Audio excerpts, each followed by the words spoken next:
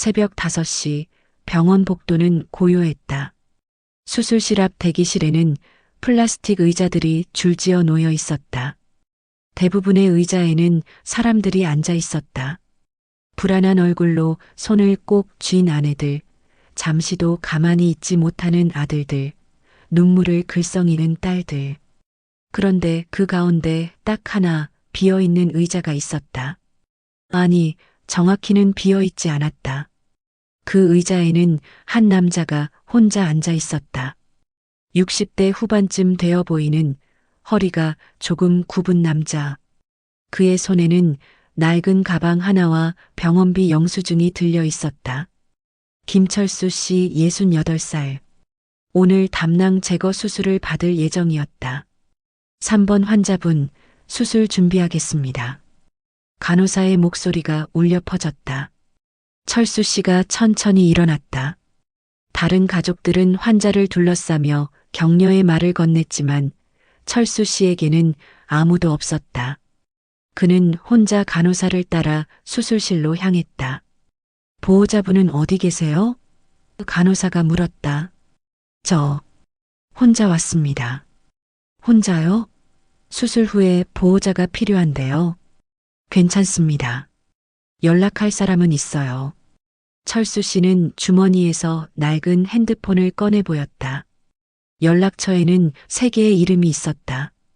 큰아들 민수, 둘째 아들 진수, 딸 미영. 하지만 그는 아무에게도 연락하지 않았다. 수술실 문이 닫히기 전 철수 씨는 마지막으로 대기실을 돌아봤다. 여전히 그 의자만 비어 있었다.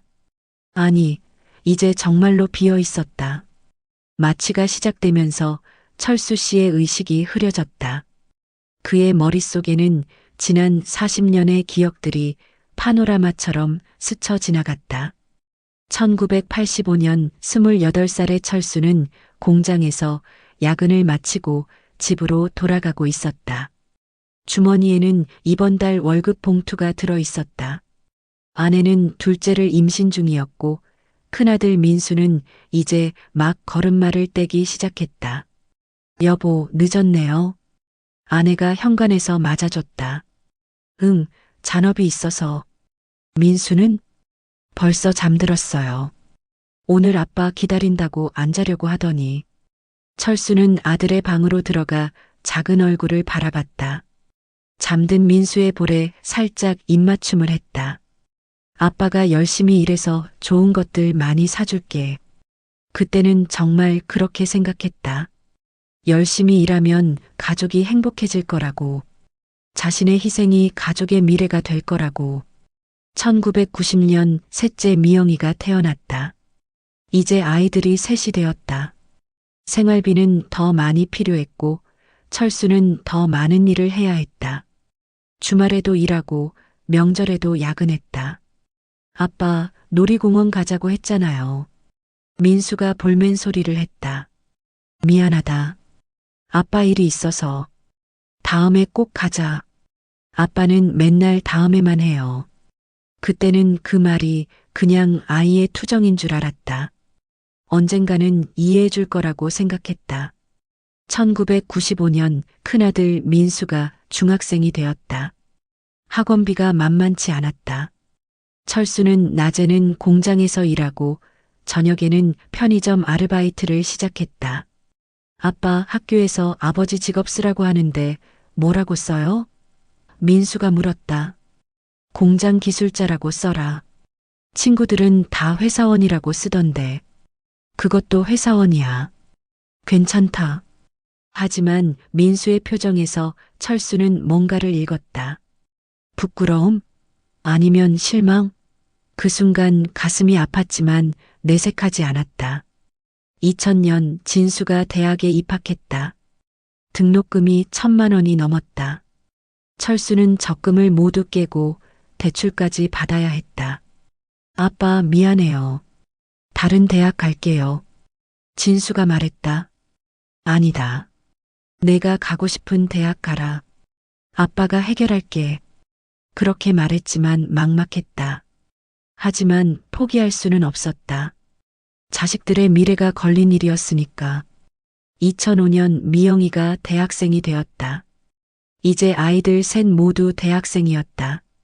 철수는 머리가 하얗게 새었지만 여전히 일했다. 몸은 예전 같지 않았지만 멈출 수 없었다. 아빠, 이제 좀 쉬세요. 민수가 말했다. 민수는 이미 직장을 다니고 있었다. 괜찮다. 아직 미영이 졸업 안 했잖아. 제가 도와드릴게요. 아니야. 내 일생이 있잖아. 아빠가 할게. 그때도 철수는 자신이 가족의 버팀목이라고 생각했다. 자신이 있어야 이 가족이 유지된다고 믿었다. 2010년 아이들이 모두 졸업하고 직장을 가졌다. 철수는 이제 좀 쉴 수 있을 거라고 생각했다. 아내와 함께 여행도 가고 취미 생활도 해보려고 했다. 하지만 현실은 달랐다. 민수는 결혼을 했고 진수는 유학을 떠났다. 미영이는 서울에서 직장을 다녔다. 집에는 철수와 아내만 남았다. 이제 우리 시간이네. 아내가 말했다. 그러게. 뭐부터 해볼까? 하지만 막상 아무것도 할 줄 몰랐다. 평생 일만 했던 사람이 갑자기 여가를 즐긴다는 게 쉽지 않았다. 2015년 아내가 아팠다. 위암이었다. 철수는 병원을 오가며 간병했다. 아이들도 가끔 와줬지만 대부분의 시간은 철수 혼자였다. 미안해요, 아버지. 회사 일이 너무 바빠서. 민수가 사과했다. 괜찮다. 아빠가 할게.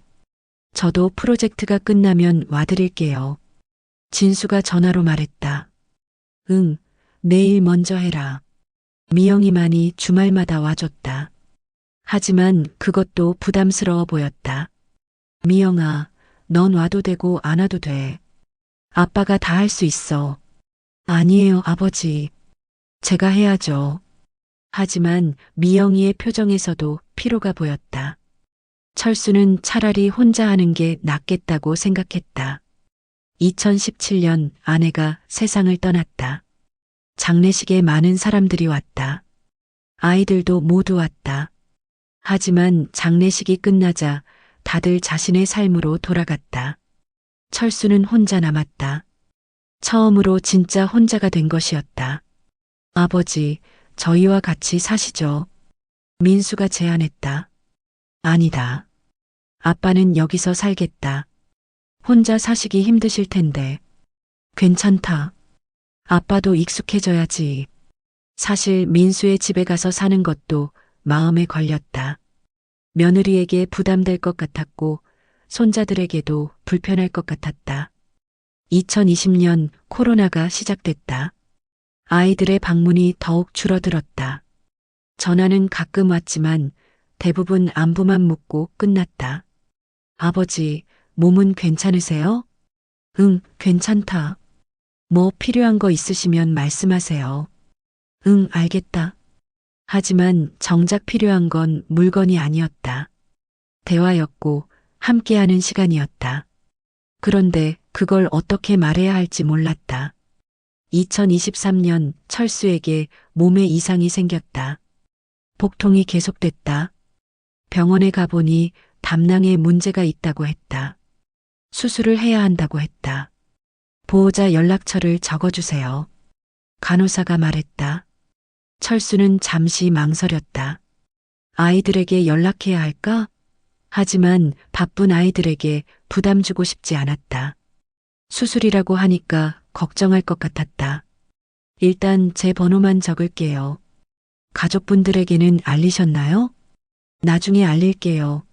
사실 알릴 생각이 없었다. 수술하고 괜찮아지면 그때 말하려고 했다. 그리고 오늘 수술 당일이 됐다. 새벽부터 병원에 와서 대기하고 있었다. 주변에는 가족들과 함께 온 환자들이 있었지만 철수는 혼자였다. 처음에는 어색했다. 다른 가족들이 환자를 걱정하고 격려하는 모습을 보니 뭔가 빠진 것 같은 기분이었다. 하지만 점점 익숙해졌다. 혼자라는 것에. 괜찮아요, 아버지. 수술 잘 될 거예요. 옆 침대 환자의 딸이 아버지를 달래고 있었다. 고마워, 딸아. 내가 있어서 든든하다. 철수는 그 모습을 보며 생각했다. 언제부터 자신은 아이들에게 그런 말을 듣지 못하게 됐을까? 언제부터 자신의 존재가 부담이 됐을까? 마치 직전 의사가 물었다. 혹시 전달할 말씀 있으시면 미리 해두세요. 간단한 수술이지만 그래도. 철수는 잠시 생각했다. 아이들에게 할 말이 있을까? 괜찮습니다. 특별히 할 말은 없어요. 정말요? 가족분들에게. 네, 괜찮습니다. 정말 괜찮았다. 아이들은 각자의 삶이 있었고 철수도 자신의 삶이 있었다. 더 이상 자신이 가족의 중심이 아니라는 걸 받아들였다. 마취가 시작되면서 의식이 흐려졌다. 마지막으로 본 것은 천장의 하얀 조명이었다. 그리고 생각했다. 이제 정말 혼자구나. 하지만 그 생각에 슬픔은 없었다. 오히려 어떤 해방감 같은 것이 느껴졌다. 평생 누군가를 위해 살았는데 이제는 자신을 위해 살아도 되는 건 아닐까? 수술은 성공적으로 끝났다. 회복실에서 깨어난 철수는 천천히 주변을 돌아봤다. 역시 아무도 없었다. 간호사만 있을 뿐이었다. 수술 잘 끝났어요.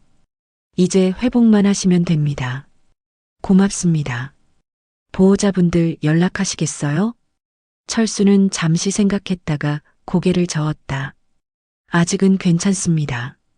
병실로 옮겨진 후에도 철수는 혼자였다. 다른 환자들은 가족들이 와서 수술 어땠는지 묻고 음식을 가져다 주고 함께 이야기를 나눴다. 하지만 철수의 침대 옆에는 아무도 없었다. 저녁 무렵 간호사가 왔다. 아드님이나 따님께 연락 안 하세요? 수술했다고 알려드려야 하는 거 아니에요? 괜찮습니다. 워낙 바쁜 애들이라서. 그래도 가족인데. 정말 괜찮아요. 간호사는 이해할 수 없다는 표정이었지만 더 이상 묻지 않았다. 그날 밤 철수는 잠들기 전에 창밖을 바라봤다. 도시의 불빛들이 반짝이고 있었다. 저 불빛들 뒤에는 수많은 가족들이 있을 것이다. 함께 저녁을 먹고 하루 일을 나누고 서로를 걱정하는 가족들. 자신도 한때는 그런 가족의 일원이었다. 아니, 가족의 중심이었다. 모든 것을 책임지고 모든 것을 해결해주는 아버지였다. 하지만 이제는 아니었다. 아이들은 각자의 가정을 이루고 각자의 삶을 살고 있었다. 그리고 철수는 그 삶에서 점점 멀어지고 있었다. 처음에는 서운했다. 평생 희생해서 키운 아이들인데 이제 와서 외면당하는 것 같아서. 하지만 점점 깨닫게 됐다. 이게 자연스러운 일이라는 것을. 자식들은 부모에게서 독립해야 하고 부모도 자식들에게서 독립해야 한다. 평생 누군가에게 의존하거나 누군가를 의존하게 만드는 건 건강한 관계가 아니다. 핸드폰을 꺼내보니 부재중 전화가 있었다. 미영이에서 온 전화였다.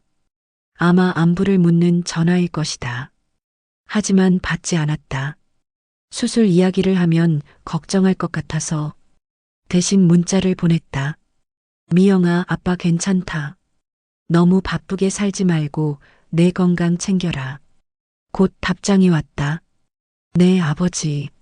아버지도 건강 조심하세요. 짧은 대화였지만 충분했다. 서로 걱정하고 있다는 것만 확인하면 됐다. 다음 날 아침 의사가 회진을 왔다. 수술 부위 잘 아물고 있어요. 이틀 더 있다가 퇴원하시면 됩니다. 고맙습니다. 집에 가시면 도와줄 분이 계시나요? 혼자 사는데 괜찮을 거예요. 혼자요? 수술 후에는 무리하시면 안 되는데. 조심하겠습니다. 의사는 걱정스러운 표정이었지만 더 이상 말하지 않았다. 퇴원 당일 철수는 혼자 짐을 챙겼다. 가져온 게 별로 없어서 금방 끝났다. 계산을 하고 택시를 타고 집으로 돌아갔다. 집은 조용했다. 아내가 떠난 후로 계속 그랬다. 하지만 이제는 그 조용함이 불편하지 않았다. 오히려 편안했다. 냉장고를 열어보니 미역국 재료가 있었다. 수술 후에는 미역국이 좋다고 들었다. 천천히 미역국을 끓였다. 혼자 먹는 미역국이었지만 맛있었다. 저녁에 민수에게서 전화가 왔다. 아버지, 안녕하세요. 응, 민수야. 요즘 어떻게 지내세요? 그냥 지내지. 너는 어떻고? 바빠요. 회사 일이 좀 복잡해져서. 그래, 내일 열심히 해라. 아버지는 건강하시죠? 철수는 잠시 망설였다. 수술 이야기를 할까? 하지만 하지 않기로 했다. 응, 건강해. 그럼 다음에 시간 나면 갈게요. 응, 그래. 바쁘면 안 와도 돼. 전화를 끊고 나서 철수는 생각했다. 언제부터 아이들과의 대화가 이렇게 형식적이 됐을까? 서로 안부만 묻고 바쁘다고 하고 다음에 보자고 하고 예전에는 그게 섭섭했다. 좀 더 진솔한 대화를 하고 싶었다. 하지만 이제는 그것도 괜찮다고 생각했다. 각자의 삶이 있는 것이니까. 며칠 후 철수는 동네 산책을 나갔다.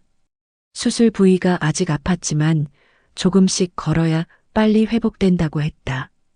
공원에서 비슷한 나이의 할아버지를 만났다. 어디 아프셨나 봐요?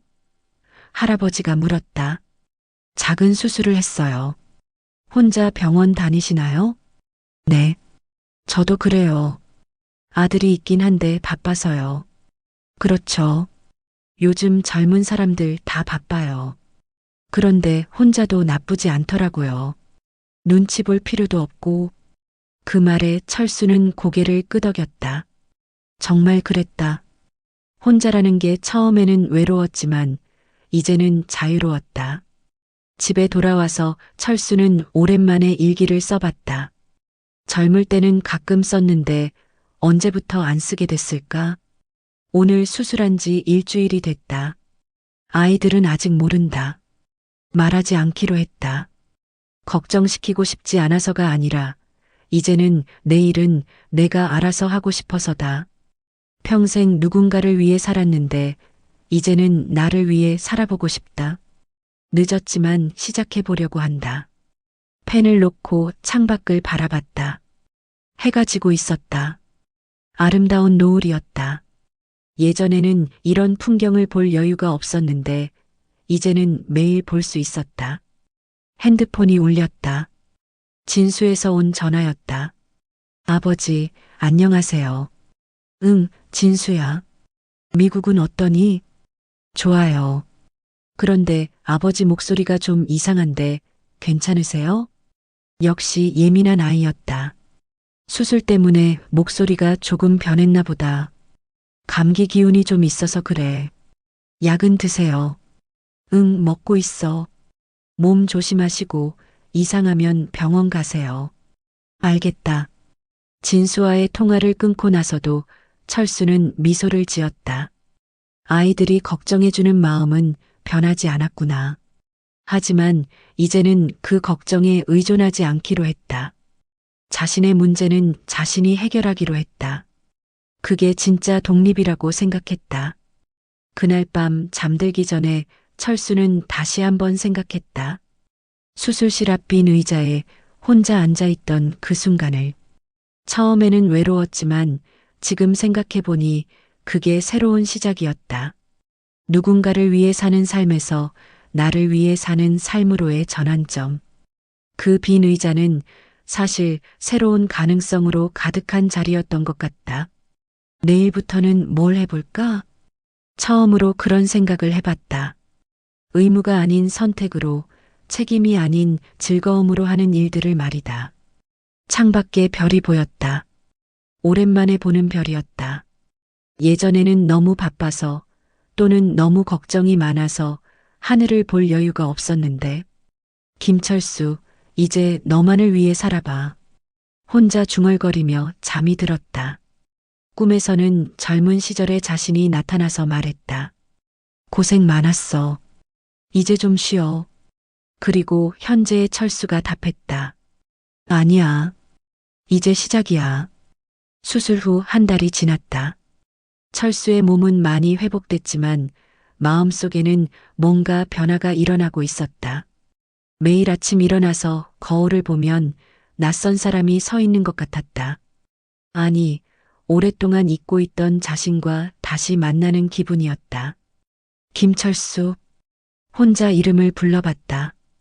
언제부터 누군가 내 이름을 불러준 적이 없었나? 아이들은 아빠, 아내는 여보, 동네 사람들은 민수 아버지라고만 불렀다. 김철수라는 한 사람은 어디에도 없었다. 오늘은 병원에 검진을 받으러 가는 날이었다. 수술 후 첫 정기 검진이었다. 혼자 버스를 타고 병원으로 향했다. 김철수 환자분, 진료실로 들어오세요. 간호사가 내 이름을 불렀다. 이상하게 반가웠다. 여기서만큼은 내가 김철수였다. 수술 부위 잘 아물었네요. 특별한 문제는 없어 보입니다. 의사가 말했다. 감사합니다. 혼자 사시니까 식사 잘 챙겨 드시고 무리하지 마세요. 네, 조심하겠습니다. 병원을 나오면서 철수는 지난 한 달을 돌아봤다. 혼자 밥을 해 먹고, 혼자 산책하고, 혼자 TV를 보는 일상. 처음에는 어색했지만 이제는 익숙해졌다. 아니, 익숙해진 게 아니라 원래 그랬던 것 같았다. 언제부터 자신이 가족의 부속품이 된 걸까? 집으로 돌아가는 길에 예전 직장 동료 박 선배를 만났다. 철수야. 오랜만이다. 박 선배님, 안녕하세요. 요즘 어떻게 지내? 퇴직하고 나서 뭐 해? 그냥 집에서 지내요. 아이들은 어때? 다들 잘 되고 있지? 네, 각자 잘 살고 있어요. 부럽다. 나는 아직도 막내가 대학생이라 고생이야. 너는 이제 할 일 다 했으니 좋겠다. 할 일 다 했다는 말이 묘하게 들렸다. 정말 내 할 일은 다 끝난 걸까? 요즘은 뭐 하고 지내? 글쎄요. 특별히 하는 건 없어요. 그럼 심심하겠네. 우리 동호회라도 나와봐. 등산 모임 있거든. 등산이요? 응. 한 달에 한 번씩 가는데 나이 든 사람들끼리 모여서 재미있어. 동호회라는 말이 낯설었다. 평생 그런 걸 해본 적이 없었다. 항상 일하거나 가족 일로 바빴으니까. 생각해 볼게요. 연락처 줄게. 다음 주에 북한산 가는데 한번 나와봐. 박 선배와 헤어진 후 철수는 명함을 들여다봤다. 즐거운 산악회. 즐겁다는 단어가 언제부터 내 인생에서 사라졌나? 집에 도착해서 냉장고를 열어봤다. 김치와 반찬 몇 개가 전부였다. 예전에는 아내가 항상 냉장고를 가득 채워놨는데 이제는 필요한 것만 사서 먹는다. 간단히 라면을 끓여 먹으면서 TV를 켰다. 드라마가 나오고 있었다. 젊은 부부가 아이를 키우는 이야기였다. 보다 보니 옛날 생각이 났다. 1987년 민수가 2살 때였다. 철수는 야근을 마치고 집에 들어왔는데 민수가 열을 내고 있었다. 여보, 민수가 자꾸 울어요. 열도 나고. 아내가 걱정스럽게 말했다. 병원 가야겠네. 그날 밤 응급실에서 새벽까지 기다렸다. 민수는 철수 품에서 잠들었고 아내는 옆에서 계속 걱정했다. 괜찮을까요? 괜찮을 거야. 우리 민수 건강한데. 의사가 나와서 단순한 감기라고 했을 때 철수는 안도의 한숨을 쉬었다. 그때는 정말 가족이 전부였다. 아이가 아프면 세상이 무너지는 것 같았다. 1992년 진수가 태어났을 때도 그랬다. 철수는 분만실 앞에서 밤새 기다렸다. 아들이 태어났다는 소식을 들었을 때의 기쁨을 지금도 기억한다. 아빠 됐어요. 간호사가 알려줬을 때 철수는 울었다. 기쁨의 눈물이었다. 잘했어. 고생했어. 아내에게 말하면서도 목이 메었다. 그때는 이 아이들을 위해서라면 뭐든 할 수 있을 것 같았다. 실제로 그렇게 살았다. 1995년 미영이가 태어났을 때는 더욱 감격스러웠다. 딸이었다. 철수는 딸바보가 될 것 같았다. 우리 공주님이네. 철수가 갓난아기 미영이를 보며 말했다. 아빠, 나도 있어요. 민수가 질투하며 말했다. 그래, 너희 모두 아빠의 보물이야. 그때는 정말 그렇게 생각했다. 아이들이 자신의 전부라고. 하지만 언제부터였을까? 아이들이 자라면서 철수의 존재감은 점점 작아졌다. 2000년대 초반 아이들이 모두 10대가 됐을 때였다. 집에 들어가면 각자 방에서 공부하거나 친구들과 통화를 했다. 거실에는 아내와 철수만 남아 있었다. 아이들이 많이 컸네. 철수가 말했다. 그러게요. 이제 우리 말보다 친구들 말을 더 잘 들어요. 그때는 자연스러운 성장 과정이라고 생각했다. 아이들이 독립적으로 자라는 거라고. 2005년 민수가 대학생이 됐을 때 처음으로 이상한 기분을 느꼈다. 아빠, 등록금 입금하셨어요?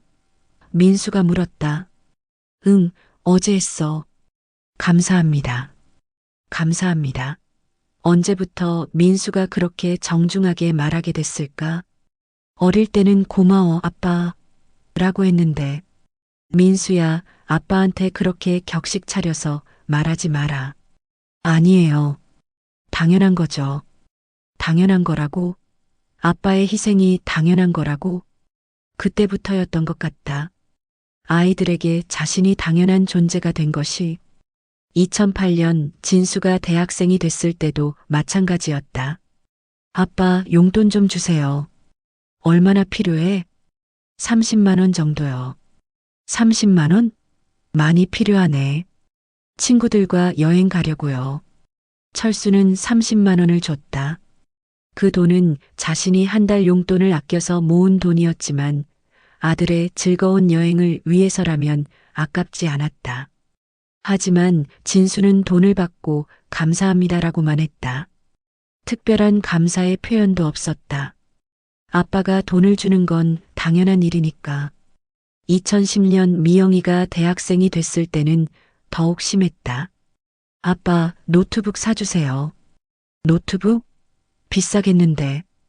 공부에 필요해요. 다른 애들은 다 있어요. 결국 200만 원이 넘는 노트북을 사줬다.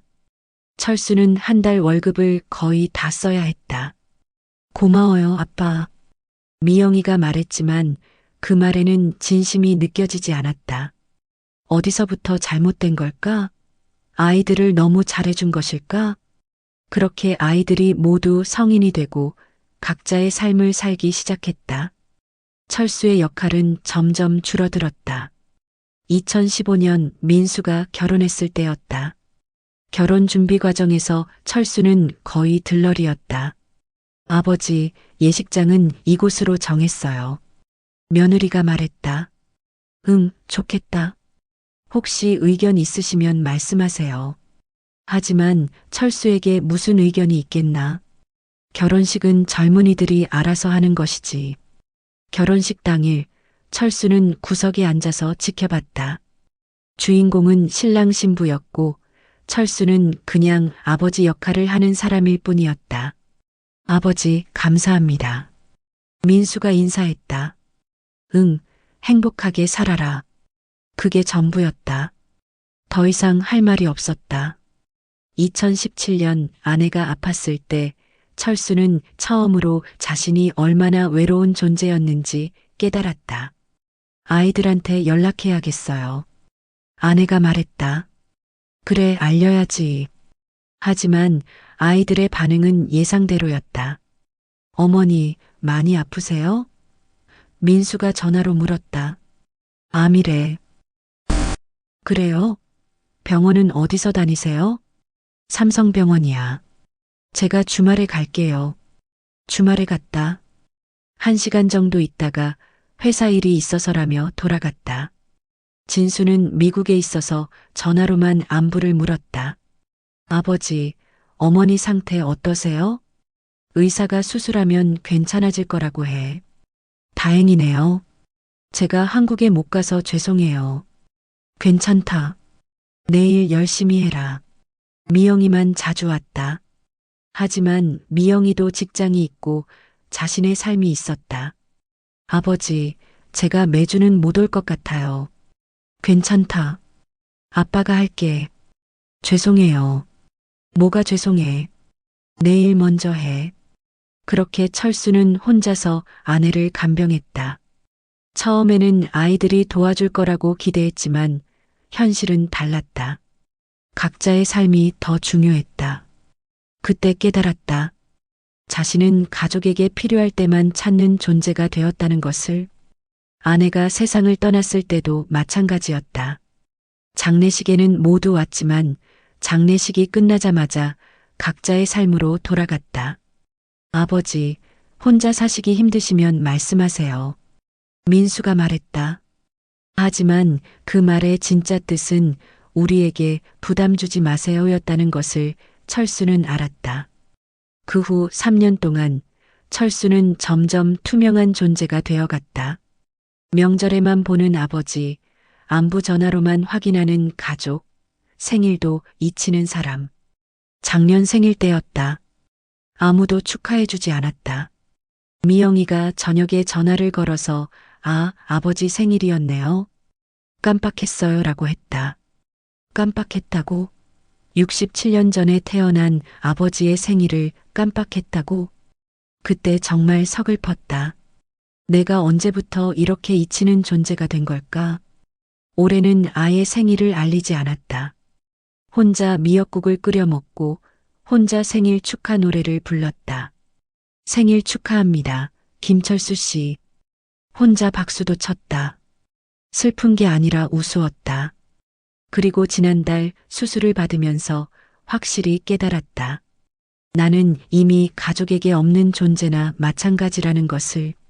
수술한다고 말하면 형식적으로 걱정해 줄 것이다. 병문안도 와줄 것이다. 하지만 그게 전부일 것이다. 진짜 걱정이 아니라 의무감으로. 차라리 그런 의무감을 받고 싶지 않았다. TV에서는 여전히 따뜻한 가족 드라마가 나오고 있었다. 아버지가 중심이 되고 가족들이 아버지를 존경하고 사랑하는 이야기. 저런 가족은 TV에만 있는 건가? 혼자 중얼거렸다. 핸드폰이 울렸다. 진수에서 온 전화였다. 아버지, 안녕하세요. 응, 진수야. 요즘 어떻게 지내세요? 그냥 지내지. 너는? 바빠요. 프로젝트가 하나 끝나가는데 막바지라서. 그래, 건강 조심해라. 네. 아버지도 건강 조심하세요. 응. 그럼 나중에 다시 전화드릴게요. 응, 그래. 3분도 안 되는 통화였다. 형식적인 안부 인사가 전부였다. 예전에는 이런 통화에도 만족했다. 그래도 아들이 안부는 묻는구나 생각했다. 하지만 이제는 다르다. 이런 통화가 오히려 더 외롭게 만든다. 진짜 관심이 아니라 의무감으로 하는 전화라는 걸 알기 때문이다. 저녁을 먹고 산책을 나갔다. 동네 공원에는 나이 비슷한 사람들이 운동을 하고 있었다. 대부분 혼자였다. 나만 혼자인 게 아니구나. 벤치에 앉아서 사람들을 구경했다. 부부로 보이는 할아버지 할머니가 함께 걷고 있었다. 부러웠다. 아내가 살아 있었다면 저렇게 함께 산책할 수 있었을 텐데. 안녕하세요. 옆에 앉은 할아버지가 인사했다. 네, 안녕하세요. 자주 보는 것 같은데 혼자 사세요? 네, 아내가 몇 년 전에 세상을 떠났어요. 그러시구나. 저도 혼자 살아요. 아들이 있긴 한데 따로 살거든요. 아드님이 자주 오시나요? 글쎄요. 바빠서 자주는 못 와요. 어르신은? 저도 비슷해요. 그 할아버지와 1시간 정도 이야기를 나눴다. 비슷한 처지였다. 자식들은 있지만 각자의 삶을 사는 노인들. 요즘은 이게 보통인 것 같아요. 할아버지가 말했다. 그런 것 같아요. 그래도 적응하면 나쁘지 않더라고요. 눈치 볼 일도 없고. 집에 돌아와서 철수는 오랜만에 옛날 사진을 꺼내봤다. 아이들이 어렸을 때 사진들이었다. 가족여행 사진, 아이들 생일 사진, 운동회 사진들. 그 사진 속의 철수는 행복해 보였다. 아이들도 아빠를 좋아하는 것 같았다. 언제부터 이렇게 변한 걸까? 아이들이 자라면서 자연스럽게 부모에게서 독립하는 것은 맞다. 하지만 완전히 멀어져야 하는 것일까? 서구 문화의 영향일까? 개인주의가 강해지면서 가족의 의미도 변한 것일까? 아니면 내가 뭔가 잘못한 것일까? 너무 희생만 하고 아이들의 독립성을 키워주지 못한 것일까? 아니면 너무 일만 하느라 아이들과 진짜 친밀한 관계를 만들지 못한 것일까? 답은 없었다. 이미 지나간 일이었고 돌이킬 수도 없었다. 중요한 것은 앞으로였다. 남은 인생을 어떻게 살 것인가? 계속 아이들의 관심을 기대하며 살 것인가? 아니면 나 자신의 삶을 찾아갈 것인가? 박 선배가 준 명함을 다시 꺼내봤다. 즐거운 산악회. 즐겁게 산다는 것. 언제부터 그런 개념을 잊고 살았나? 전화를 걸어봤다. 여보세요. 박 선배님이세요? 철수야. 전화 주네. 등산 모임 말씀하신 건 말인데요. 오, 관심 있어? 네, 한번 참여해보고 싶어요. 좋아. 다음 주 토요일에 북한산 가는데 나와봐. 네, 그렇게 하죠. 전화를 끊고 나니 뭔가 새로운 기분이었다. 처음으로 나를 위한 선택을 한 것 같았다. 그날 밤 일기를 썼다. 오늘 등산 모임에 참가하기로 했다. 처음 해보는 일이다. 60년 넘게 살면서 나를 위한 취미 활동을 해본 적이 거의 없었다. 아이들에게는 더 이상 기대하지 않기로 했다. 그들의 삶이 있고 나의 삶이 있다. 서로 다른 삶을 인정하고 존중하는 것이 진짜 가족이 아닐까? 김철수라는 한 사람으로 살아보자. 누군가의 아빠, 누군가의 남편이 아닌 그냥 김철수로. 펜을 놓고 창밖을 바라봤다. 달이 밝았다. 김철수, 이제 시작이야. 혼자 말하며 미소 지었다. 오랜만에 진짜 미소였다. 등산 모임에 참가한 지 2달이 지났다. 매주 토요일마다 산에 오르고 함께 식사하고 이야기를 나누는 시간이 철수에게는 새로운 세계였다.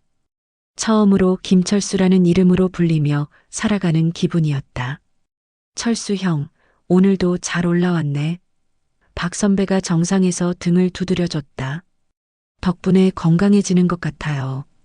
그래, 얼굴이 많이 밝아졌어.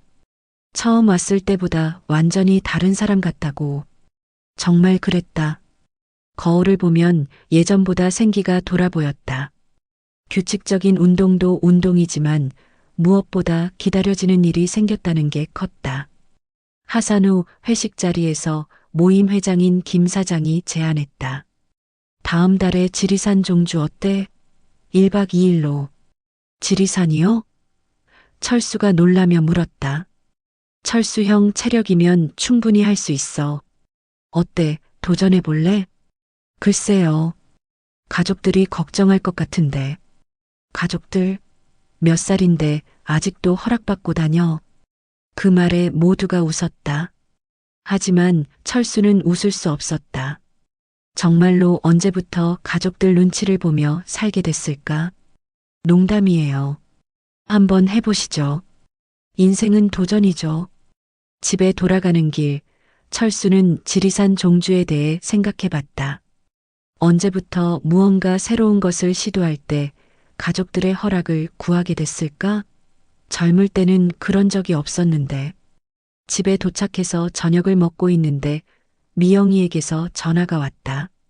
아버지, 안녕하세요. 응, 미영아.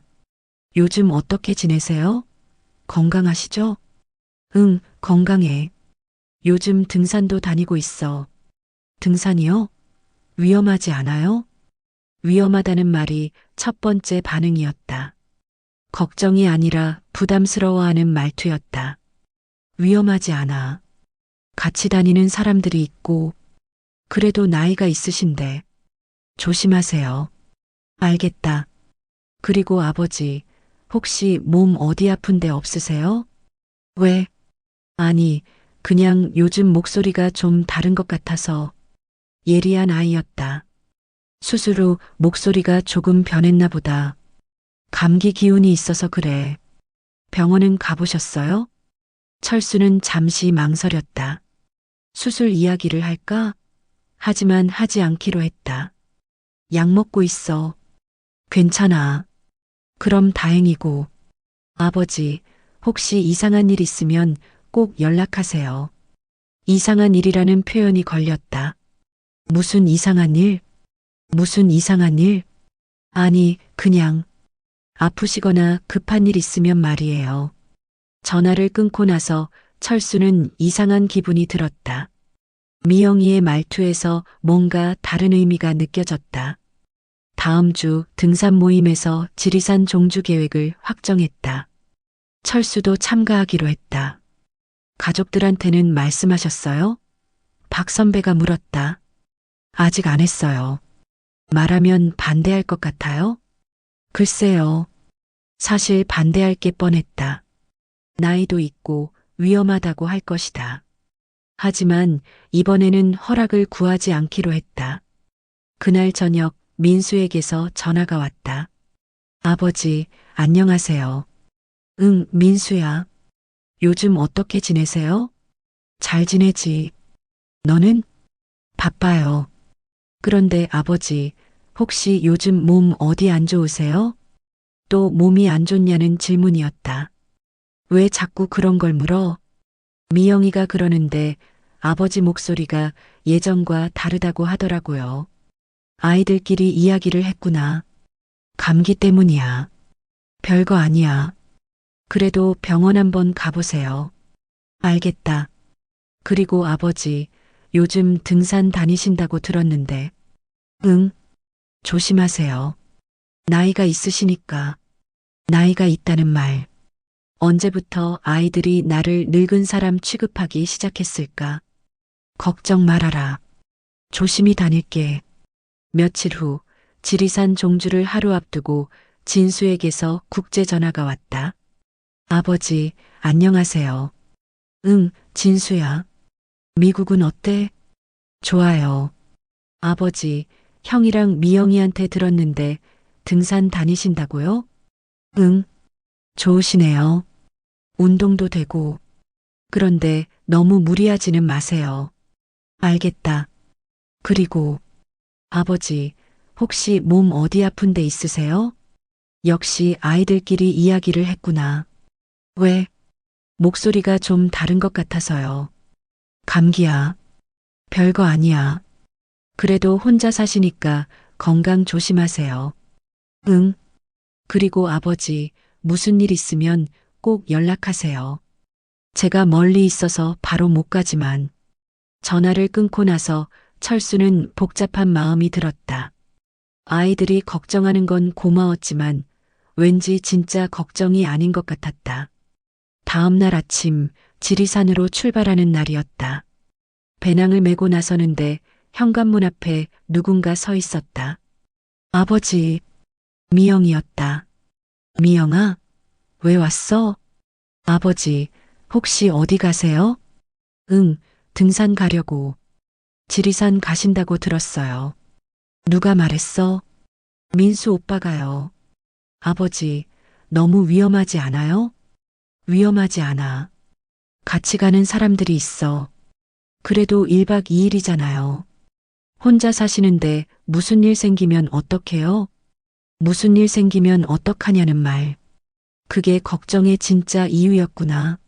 아무 일 없을 거야. 아버지, 솔직히 말씀드릴게요. 미영이의 표정이 진지해졌다. 요즘 아버지가 좀 이상해요. 이상하다고? 갑자기 등산 다니시고 혼자 여행도 가시고 예전 아버지 같지 않아요. 예전 아버지 같지 않다는 말이 가슴에 박혔다. 그럼 예전 아버지는 어땠는데? 집에서 조용히 지내시고 우리 걱정만 하시고 그게 좋았어? 좋았다는 게 아니라 안전했어요. 안전했다는 말. 결국 그거였구나. 아버지가 집에서 조용히 있어야 자식들이 안전한 거였다. 미영아, 아빠도 아빠 인생이 있어. 그건 알지만 나이가 있으시잖아요. 또 나이 이야기였다. 나이가 몇 살부터 뭔가 못하는 거야? 그런 게 아니라. 그럼 뭐야? 미영이가 망설이더니 말했다. 아버지, 요즘 몸 어디 안 좋으시죠? 왜 자꾸 그런 걸 물어? 목소리도 다르고 갑자기 행동도 달라지고 혹시 무슨 병이라도. 무슨 병? 모르겠어요. 근데 갑자기 성격이 바뀌면 치매 초기 증상일 수도 있고. 치매라는 말에 철수는 화가 났다.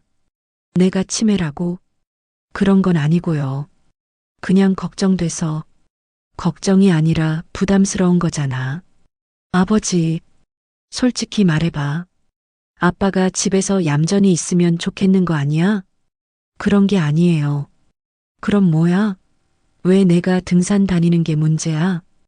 미영이가 잠시 말을 못하더니 조심스럽게 말했다. 아버지, 사실은 뭐? 오빠들이랑 이야기했는데 아버지가 혼자 사시기 힘드신 것 같아요. 힘들다고? 네. 그래서 요양원도 알아봤어요. 요양원이라는 말에 철수는 충격을 받았다. 요양원? 좋은 곳이에요. 또래분들도 많이 계시고 프로그램도 다양하고. 내가 요양원에 들어가야 한다고? 아직 결정한 건 아니에요. 그냥 알아만 본 거예요. 누가 알아봤어? 민수 오빠가요. 민수가 요양원을 알아봤다고? 아무 상의도 없이? 언제부터 그런 생각을 했어? 최근에요. 아버지가 갑자기 행동이 달라지시고 혼자 계시는 게 걱정돼서. 걱정이 아니라 부담스러운 거잖아.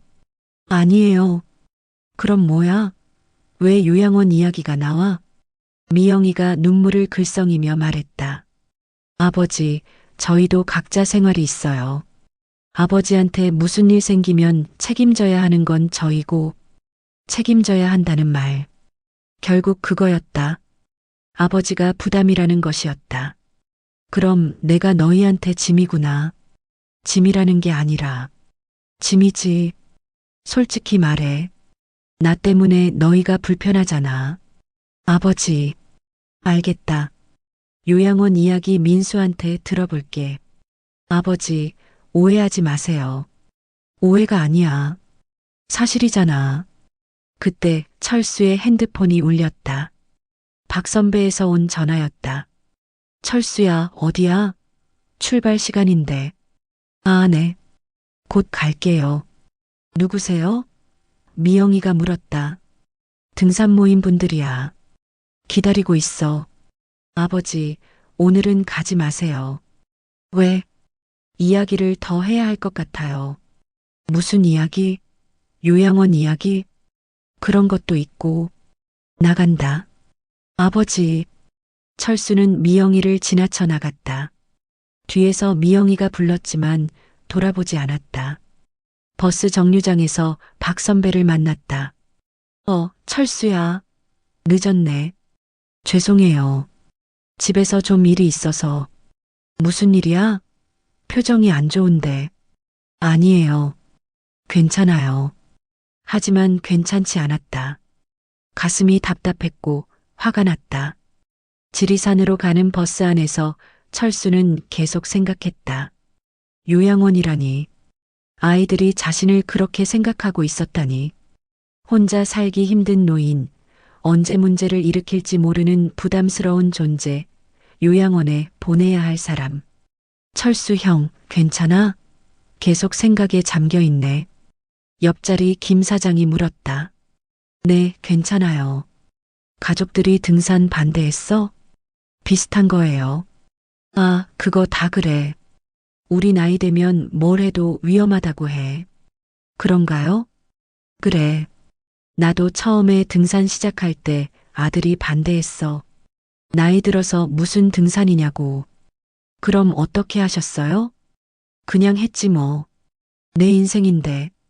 내 인생이라는 말이 가슴에 와 닿았다. 지리산에 도착해서 등산을 시작했다. 평소보다 힘들었다. 마음이 복잡해서 그런지 발걸음이 무거웠다. 철수 형, 오늘 컨디션이 안 좋은 것 같은데? 박 선배가 걱정했다. 네, 좀 그래요. 무슨 일 있어? 말해봐. 철수는 망설이다가 털어놓았다. 아이들이 요양원을 알아봤다는 이야기까지. 요양원이라고? 왜? 혼자 살기 힘들다고 생각하나 봐요. 힘들어 보여? 잘 모르겠어요. 저는 괜찮다고 생각하는데. 박 선배가 고개를 저었다.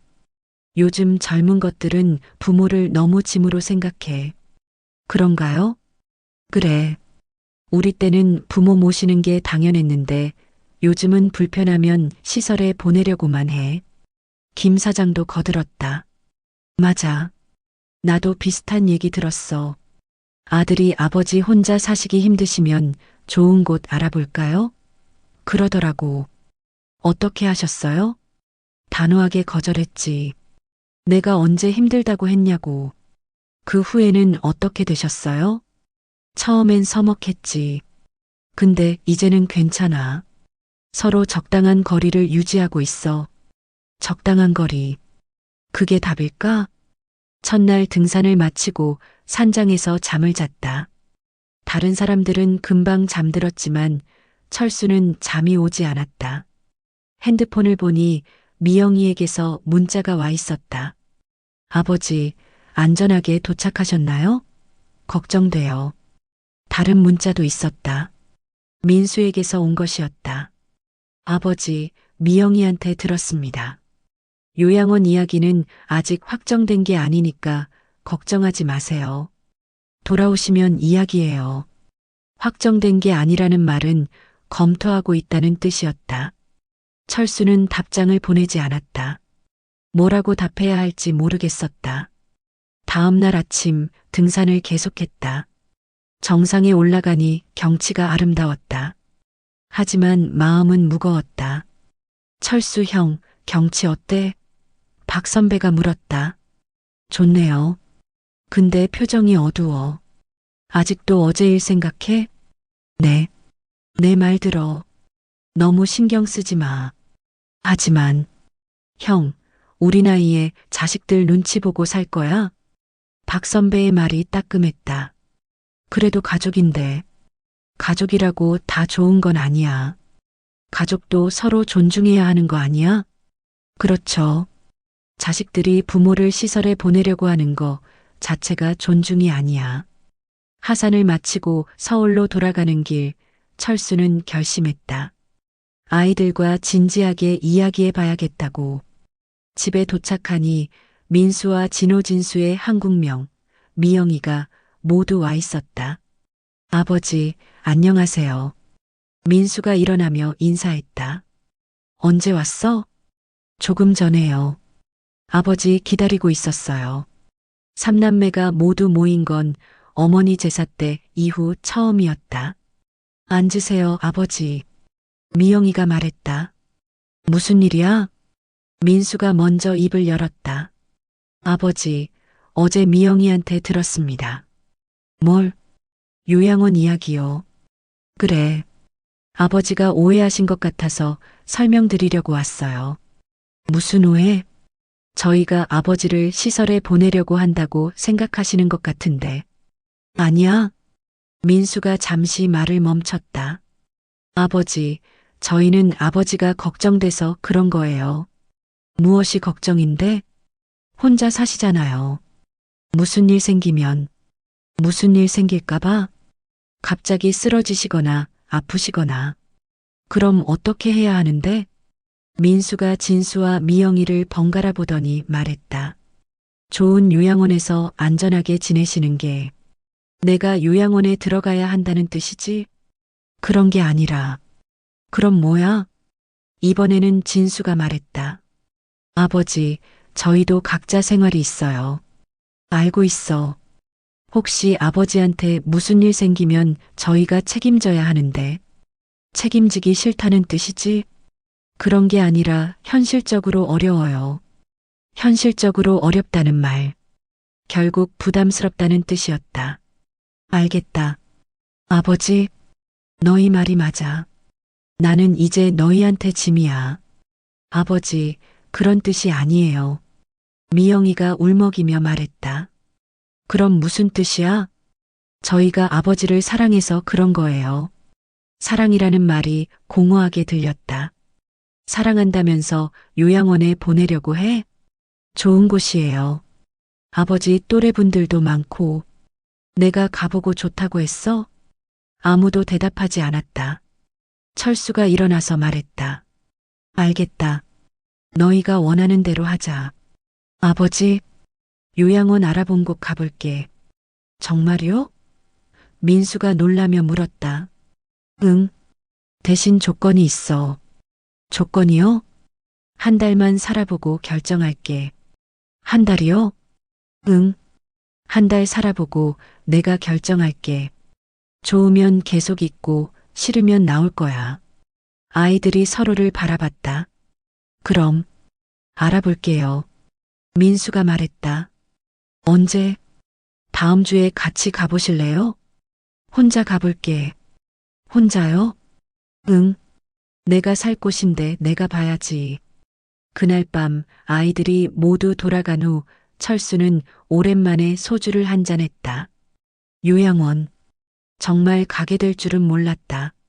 하지만 어쩌면 이것도 새로운 시작일지 모른다.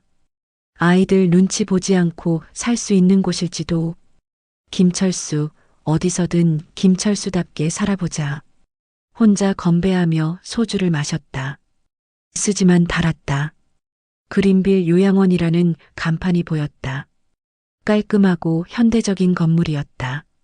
아이들이 알아본 곳 중에서 가장 좋다는 곳이었다. 철수는 혼자 왔다. 아이들이 함께 가자고 했지만 거절했다. 내가 살 곳은 내가 직접 봐야 한다고 생각했다. 어서 오세요. 친절한 직원이 맞아주었다. 견학 온 김철수입니다. 아, 네. 기다리고 있었어요. 안내해 드릴게요. 시설은 정말 좋았다. 깨끗하고 넓고 최신 시설들이 갖춰져 있었다. 식당도 호텔 같았고 운동실, 독서실, 오락실까지 있었다. 어르신들께서 지루하지 않으시도록 다양한 프로그램을 운영하고 있어요. 직원이 설명했다. 어떤 프로그램이 있나요? 서예, 그림, 노래교실, 체조, 원예 등등. 매일 뭔가 할 게 있어요.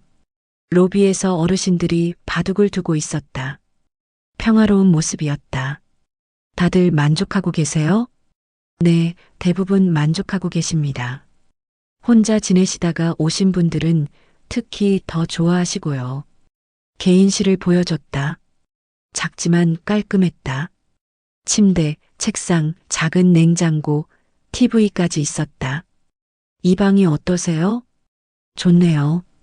창문으로는 정원이 보이고 조용한 편이에요. 창밖을 보니 정말 아름다운 정원이 보였다. 꽃들이 피어 있고 벤치들이 놓여 있었다. 비용은 어떻게 되나요? 한 달에 200만 원입니다. 식사, 간병, 모든 프로그램 포함이에요. 200만 원. 적지 않은 금액이었지만 감당할 수 있는 수준이었다. 언제부터 입소 가능한가요? 언제든지 가능해요. 미리 연락만 주시면 됩니다. 집으로 돌아가는 길, 철수는 복잡한 마음이었다. 시설은 정말 좋았다. 혼자 사는 것보다 훨씬 안전하고 편할 것 같았다. 하지만 마음 한구석이 허전했다. 정말 이게 답일까? 저녁에 민수에게 전화를 걸었다. 아버지, 어떠셨어요? 좋더라. 시설도 좋고 프로그램도 다양하고. 다행이네요. 그럼 입소하실 건가요? 한 달 살아보기로 했잖아. 네, 언제 들어가실 거예요? 다음 주부터. 그럼 짐 정리 도와드릴게요. 혼자 할 수 있어. 그래도 괜찮다. 짐을 싸면서 철수는 지난 40년을 돌아봤다. 이 집에서 아이들을 키웠고 아내와 함께 살았고 혼자가 된 후에도 계속 살았다. 이제 이 집을 떠나는 것이었다. 서랍 깊숙이서 오래된 봉투를 발견했다. 아내가 남긴 편지였다. 아내가 죽기 전에 써둔 것이었다. 여보에게 먼저 가서 미안해요. 앞으로 혼자 사시게 될 텐데 너무 외롭게 지내지 마세요. 아이들도 있고 좋은 사람들도 많이 만나세요. 그리고 행복하게 사세요. 당신은 평생 가족을 위해 희생했어요. 이제는 당신을 위해 사세요. 사랑해요. 편지를 읽으며 눈물이 났다. 아내는 이미 알고 있었구나.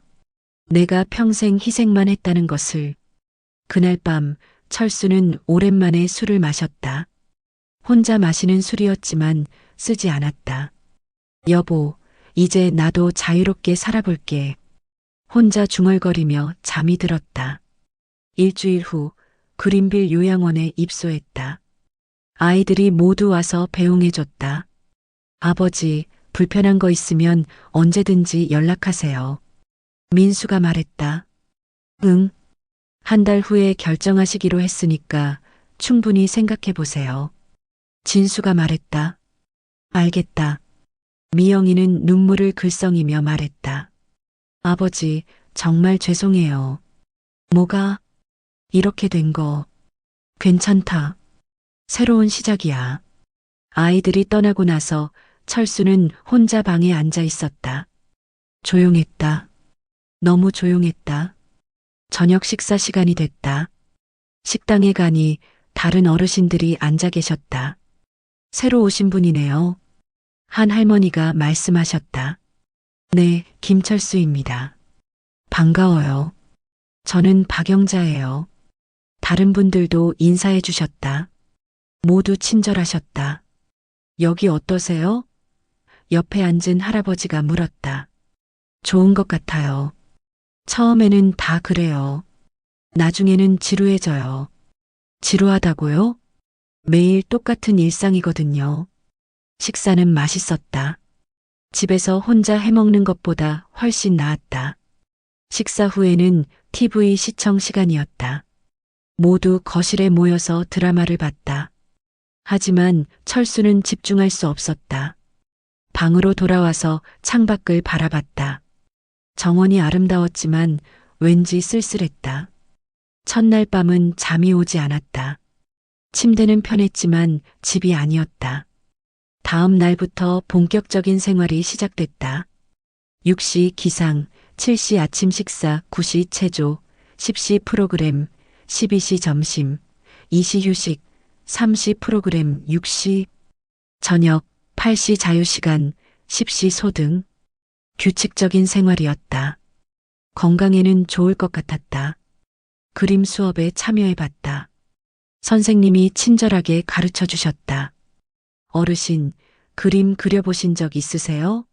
아니요, 처음이에요. 그럼 쉬운 것부터 해볼까요? 간단한 풍경화를 그려봤다. 서툴렀지만 재미있었다. 잘 그리셨네요. 재능이 있으신 것 같아요. 칭찬을 들으니 기분이 좋았다. 언제 마지막으로 누군가에게 칭찬을 들어봤나? 일주일이 지났다. 생활에 어느 정도 적응됐다. 다른 어르신들과도 친해졌다. 철수 씨, 여기 오기 전에는 뭐 하셨어요? 박영자 할머니가 물었다. 공장에서 일했어요. 가족은요? 아들 둘, 딸 하나 있어요. 자주 오시나요? 아니요, 바쁘거든요. 그렇죠. 요즘 젊은 사람들 다 바빠요. 할머니의 말투에서 외로움이 느껴졌다. 할머니는 가족이 자주 오세요? 한 달에 한 번 정도요. 그것도 의무적으로. 의무적으로라는 말이 가슴에 박혔다. 2주째가 되었을 때 철수는 깨달았다. 여기는 안전하고 편하지만 뭔가 빠져 있었다. 자유였다. 매일 정해진 시간에 정해진 것을 해야 했다. 갑자기 산책하고 싶어도 시간이 정해져 있었다. 외출하려면 허락을 받아야 했다. 철수 씨, 오늘 기분이 안 좋아 보이시네요. 간병사가 말했다. 그런가요? 무슨 일 있으세요? 아니요, 괜찮아요. 하지만 괜찮지 않았다. 점점 답답해졌다. 3주째 되던 날, 박 선배에게서 전화가 왔다. 철수야, 어디 있어? 등산 모임에 안 나오네. 요양원에 있어요. 요양원? 왜? 복잡한 일이 있어서. 언제까지 있을 거야? 모르겠어요. 나 일요일에 갈게. 오지 마세요. 왜? 친구가 문병 가는 게 이상해? 일요일에 박 선배가 왔다. 오랜만에 반가웠다. 여기 좋네. 박 선배가 둘러보며 말했다. 네, 시설은 좋아요. 그럼 왜 표정이 그래? 그냥요. 솔직히 말해봐. 여기 어때? 철수는 망설이다가 털어놓았다. 편하지만 자유롭지 않다는 것을, 안전하지만 살아있다는 느낌이 안 든다는 것을. 그럼 나와. 나온다고요? 그래. 여기가 감옥이야? 아니지만. 그럼 나와. 내 집이 있잖아. 아이들이 걱정할 거예요. 아이들 눈치 보고 살 거야? 박 선배의 말이 따끔했다. 형, 나이 들었다고 자유를 포기할 필요는 없어. 그날 밤 철수는 많은 생각을 했다. 정말 여기서 계속 살아야 할까? 다음 날 원장님을 찾아갔다. 뭔 일이세요, 김철수님? 퇴소하고 싶습니다. 퇴소요? 왜요? 불편한 게 있으셨나요? 아니요. 개인적인 사정이에요. 아직 한 달이 안 됐는데 제가 결정한 거예요. 원장님이 난감한 표정을 지었다. 가족분들과 상의해 보시는 게 어떨까요? 제가 알아서 할게요. 그날 오후 민수에게 전화를 걸었다. 아버지, 어떻게 지내세요?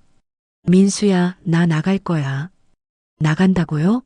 어디를요? 요양원에서 나와서 집으로 갈 거야. 왜요? 뭐가 불편하세요? 불편한 게 아니라 내 집이 좋아. 아버지, 내 결정이야. 그래도 이야기를 해봐야죠. 이미 결정했어. 아버지, 혼자 사시기 힘드시잖아요. 안 힘들어. 그래도, 민수야, 아빠 말 들어봐. 철수는 조용하지만 단호하게 말했다. 나는 아직 혼자 살 수 있어. 요양원은 아직 내가 올 곳이 아니야. 하지만 위험해요. 위험해도 내 집에서 살고 싶어? 무슨 일 생기면 어떡해요? 그때 가서 생각하자. 아버지. 그리고 민수야, 앞으로는 내 일에 간섭하지 마라. 간섭이 아니라 걱정이에요. 걱정도 적당히 해라. 나는 아직 정신도 멀쩡하고 몸도 건강해. 전화를 끊고 짐을 쌌다. 가져온 게 별로 없어서 금방 끝났다. 체크아웃을 하면서 직원이 말했다. 정말 괜찮으세요? 네, 괜찮아요. 나중에 다시 오고 싶으시면 언제든지 연락하세요. 고맙습니다. 집으로 돌아가는 택시 안에서 철수는 홀가분했다. 3주 만에 돌아오는 집이었지만 정말 반가웠다. 집에 들어서니 먼지가 쌓여 있었다. 하지만 내 집이었다. 내 냄새가 나는 집이었다. 저녁을 혼자 해먹었다. 간단한 라면이었지만 요양원 음식보다 맛있었다. 그날 밤 미영이에게서 전화가 왔다. 아버지, 오빠한테 들었어요. 응? 왜 나오셨어요? 집이 좋아서. 하지만, 미영아, 아빠 말 들어봐. 네. 나는 아직 혼자 살 수 있어. 언젠가는 요양원에 가야 할 날이 올지도 모르지만, 적어도 지금은 아니야. 걱정돼요. 걱정하지 마. 아빠가 알아서 할게. 무슨 일 생기면요? 그때는 내가 연락할게. 정말요? 응, 약속해. 다음 날 박 선배에게 전화를 걸었다. 형, 나왔어요. 나왔다고? 잘했다. 다음 주 등산 갈 수 있어요. 당연하지. 기다리고 있었어. 그날 오후 철수는 오랜만에 동네 산책을 했다. 익숙한 풍경들이 반가웠다. 김철수 씨, 어디 갔다 오셨어요? 동네 할아버지가 말씀하셨다. 잠깐 여행 다녀왔어요. 그래요? 건강해 보이시네. 집으로 돌아와서 저녁을 준비하면서 철수는 생각했다. 이게 맞는 것 같다. 불편하더라도 자유로운 게 나았다. 그날 밤 일기를 썼다. 요양원에서 나왔다. 안전하고 편했지만 자유롭지 못했다. 나는 아직 혼자 살 수 있다. 아이들이 걱정하겠지만 이제는 내 결정을 존중해달라고 말했다. 앞으로는 진짜 내 인생을 살아보려고 한다. 누구의 눈치도 보지 않고 내가 하고 싶은 대로. 며칠 후 법무사 사무실을 찾았다. 유언장을 작성하려고 했다. 어떤 내용으로 작성하시겠어요? 법무사가 물었다. 철수는 신중하게 말했다. 전 재산을 사회에 기부하고 싶습니다. 가족분들에게는 남기지 않으시는 건가요? 네. 특별한 이유가 있으시나요? 철수는 잠시 생각했다. 가족들에게는 이미 충분히 해줬습니다. 이제는 정말 필요한 곳에 쓰이길 원합니다. 어디에 기부하시겠어요? 고아원과 양로원 절반씩. 유언장에 가족들에게 전할 말씀도 적으실 수 있는데요. 그럼 적어주세요. 철수는 천천히 말했다. 사랑하는 자녀들에게 평생 너희를 위해 살았습니다. 이제는 내가 마지막으로 하고 싶은 일을 합니다. 이해해주기 바랍니다. 돈보다 중요한 것이 있다는 것을 언젠가는 알아주리라 믿습니다. 유언장에 도장을 찍으면서 철수는 홀가분했다. 마지막 정리를 한 기분이었다. 집으로 돌아가는 길에 공원에 들렀다. 벤치에 앉아서 하늘을 바라봤다. 구름이 흘러가고 있었다. 자유롭게, 나도 구름처럼 자유롭게 살아보자. 혼자 중얼거리며 미소 지었다. 그날 밤 진수에게서 국제전화가 왔다. 아버지, 형들한테 들었어요. 뭘? 요양원 나오셨다고. 응. 괜찮으세요? 괜찮다. 무슨 일 생기면 연락하세요. 알겠다. 아버지. 응? 사랑해요. 갑작스러운 말에 철수는 가슴이 뭉클했다. 나도 사랑한다. 건강하세요. 너도 건강해라. 전화를 끊고 나서 철수는 눈물이 났다. 아이들이 자신을 사랑한다는 것을 알았다. 다만 표현하는 방식이 달랐을 뿐이었다. 하지만 이제는 그들의 사랑에 의존하지 않기로 했다.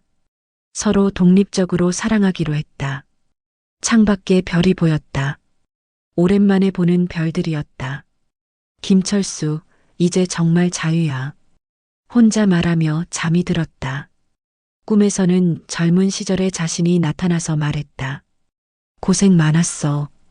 이제 내 인생을 살아. 그리고 현재의 철수가 답했다. 고마워. 이제 시작이야.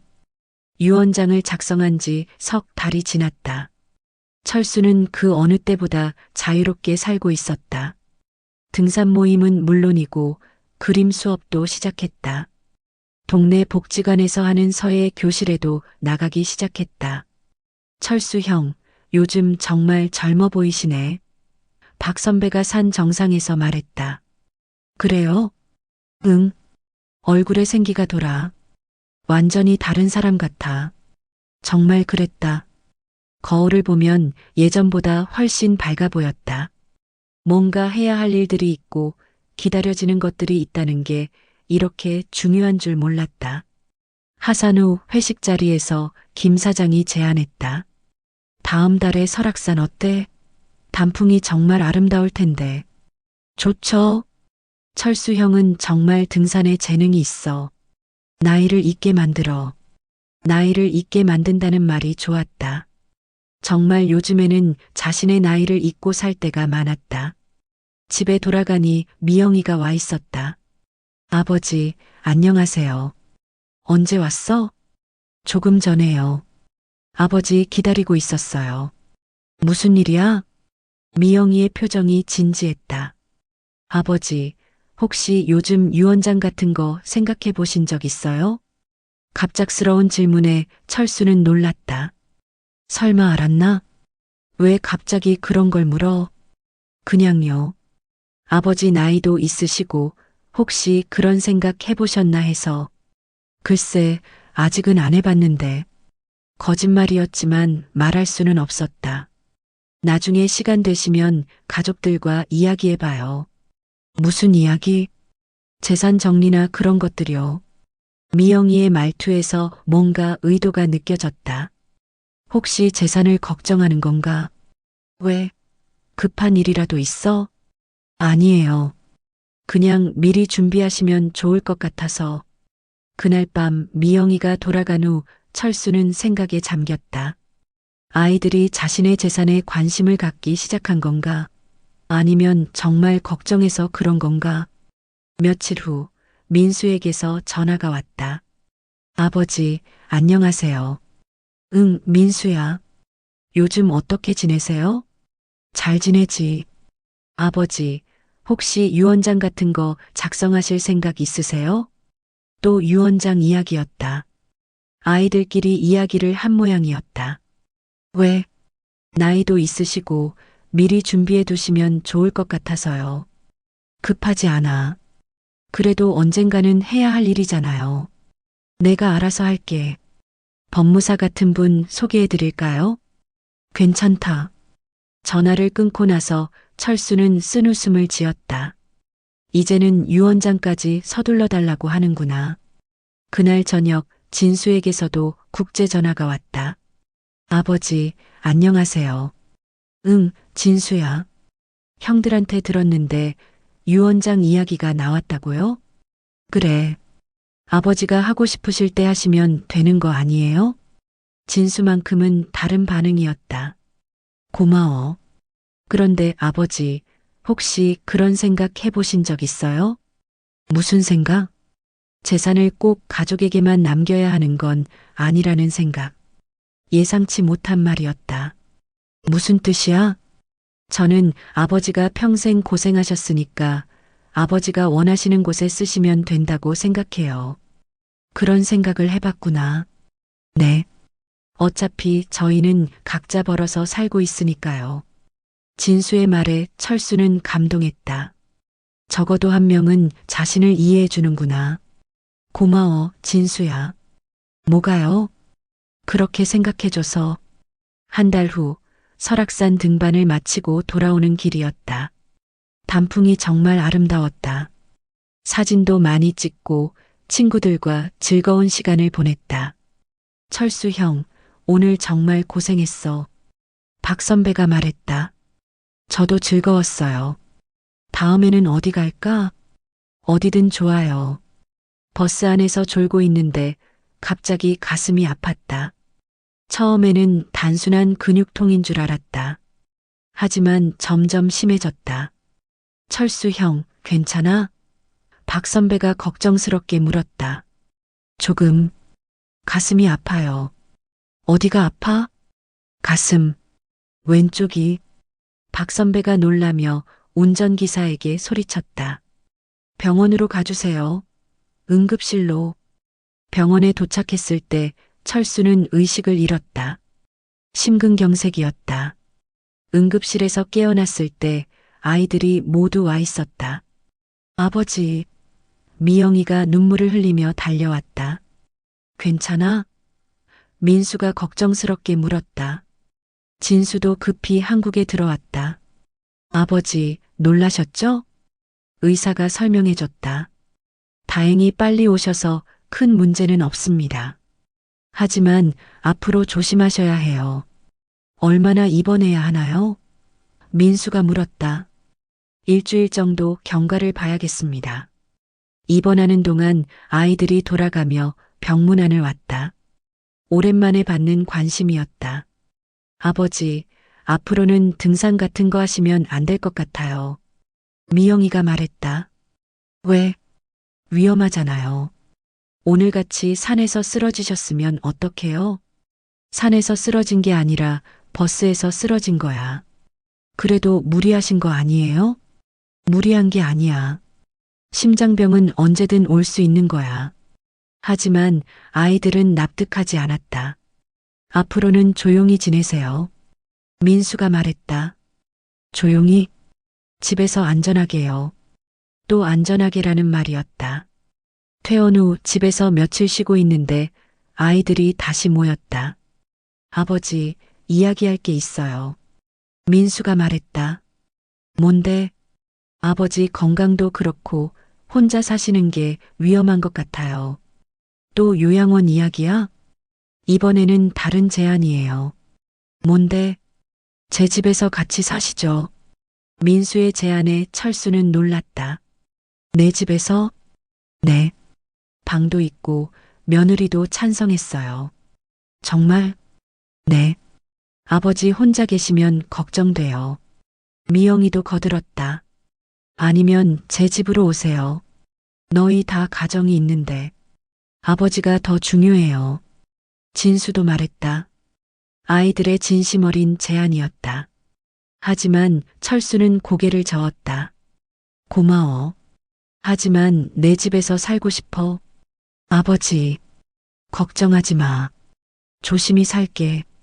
혼자 사시기엔 너무 위험해요. 위험해도 내 집이 좋아. 그날 밤 아이들이 돌아간 후 철수는 서랍에서 유언장을 꺼내봤다. 이제 정말 필요한 때가 온 것 같았다. 며칠 후 법무사에게 전화를 걸었다.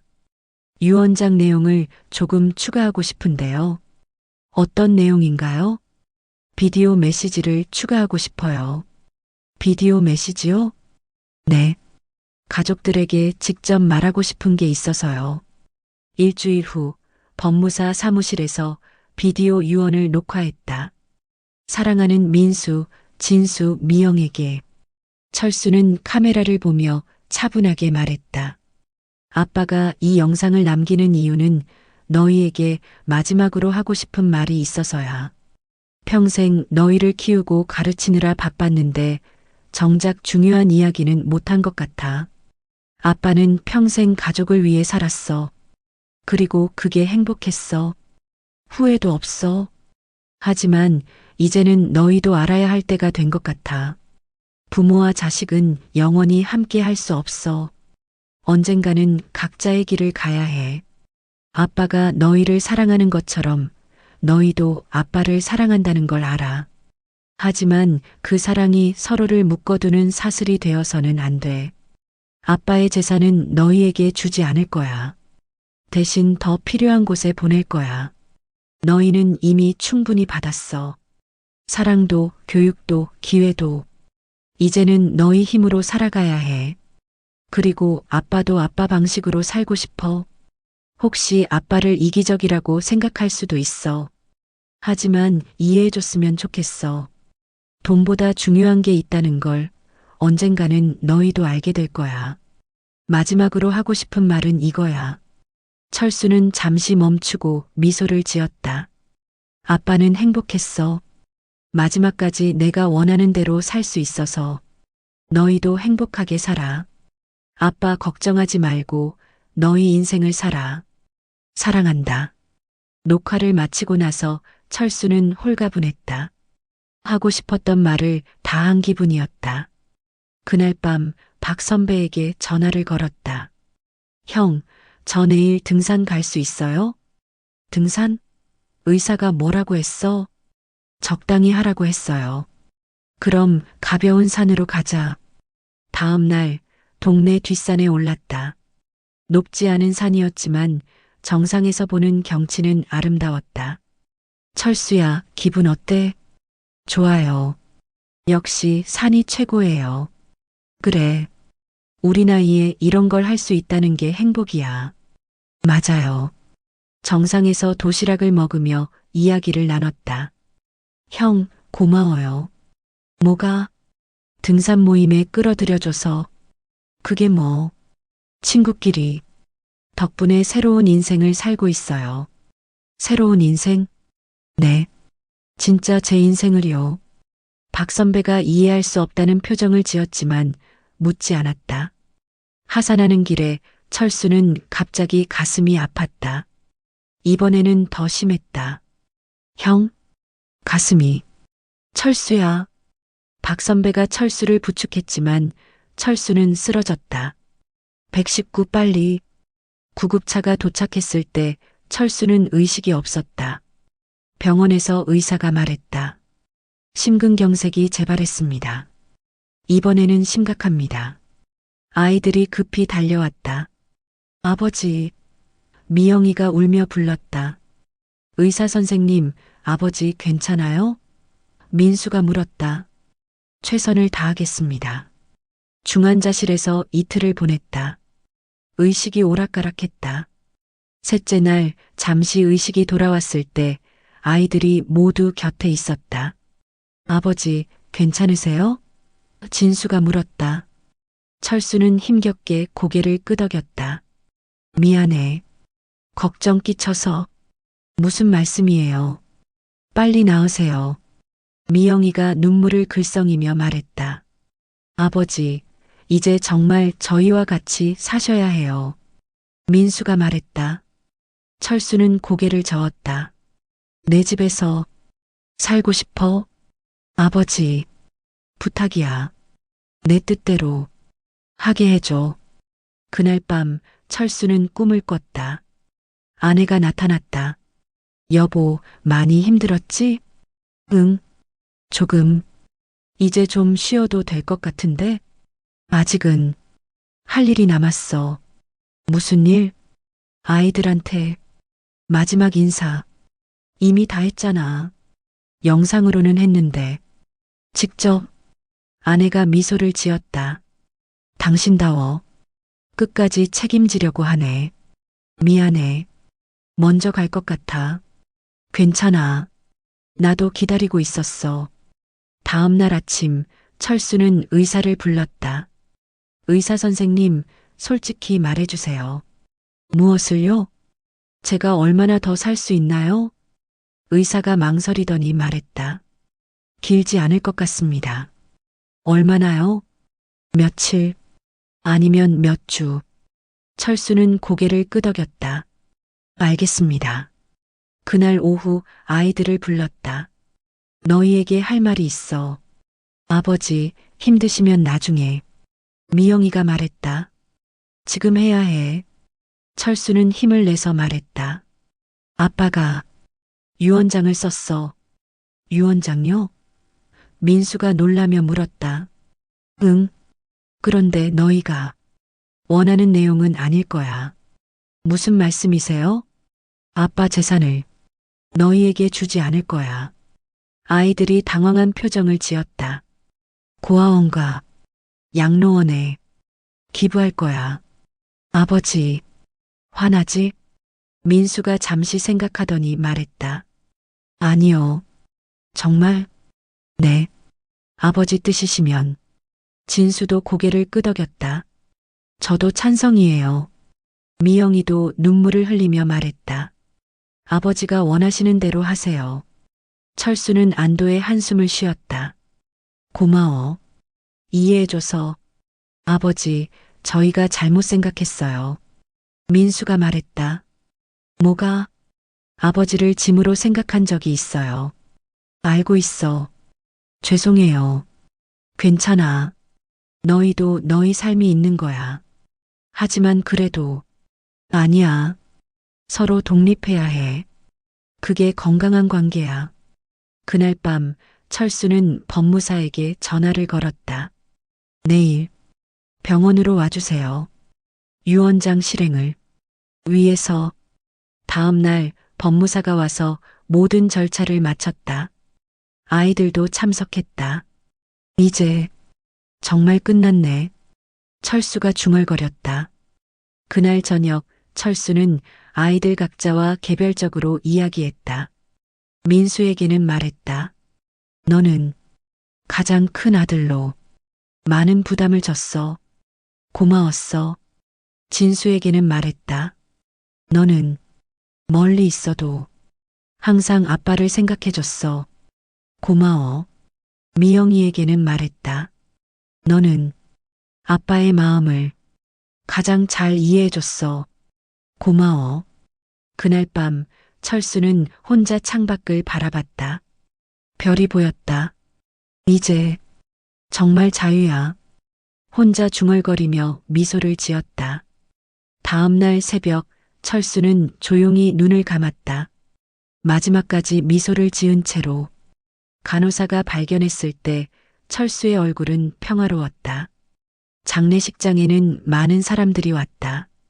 등산 모임 사람들, 동네 이웃들, 그리고 가족들. 아버지는 마지막까지 자신의 뜻대로 사셨어. 민수가 조사해서 말했다.